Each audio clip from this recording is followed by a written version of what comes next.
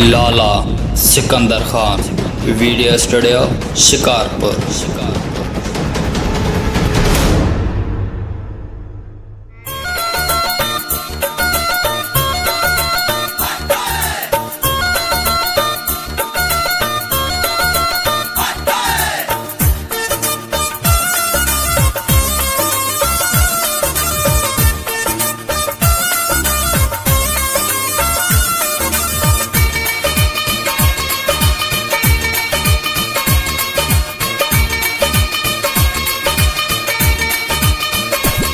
न तू सोनो हुजी हा नमा आशिक थिया हा, न तू सोनो हुजी हा नमा आशिक थिया हा, न तू पसंद अची हा न तो सा प्यारो कया हा, न तू पसंद अची हा न तो सा प्यारो कया हा, न तू सोनो हुजी हा नमा आशिक थिया हा।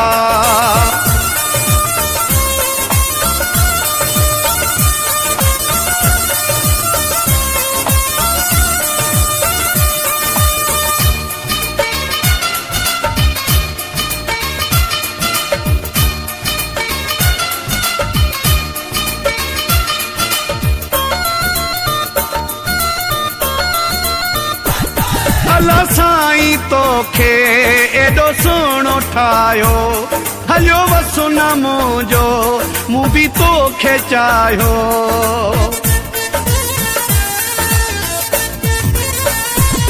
अला साईं तोखे एडो सोनो ठायो, हलियो वसो न मुंहिंजो मूं भी तोखे चाहियो।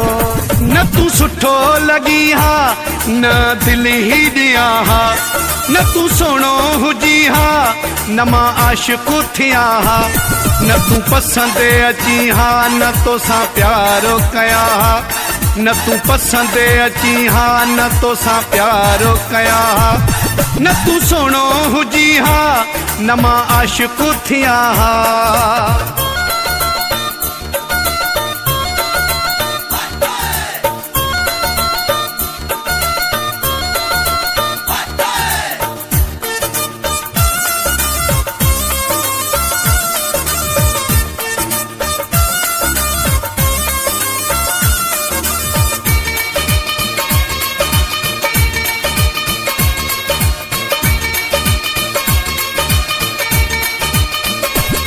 तुझी हर अदा ते फिदा थी वयुसे मां, दुनिया सजी अखां जुदा थी वयुसे मां। तुझी हर अदा ते फिदा थी वयुसे मां, दुनिया सजी अखां जुदा थी वयुसे मां। न तू मिले हा मूंसां त मां कीअं जिया हा, न तू सोनो हुजी हा न मां आशिक थिया हा, न तू पसंद अची हा न तो सा प्यारो कया हा, न तू पसंद अची हा न तो सा प्यारो कया हा, न तू सोनो हुजी हा न मां आशिक थिया हा।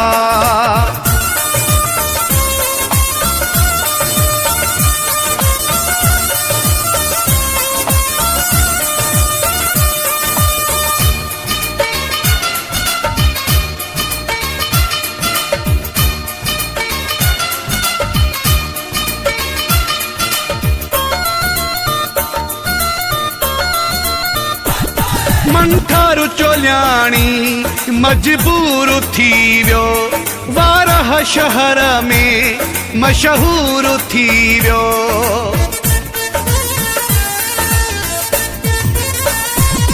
मन ठारू चोलियाणी मजबूर थी वियो, वारह शहर में मशहूर थी वियो।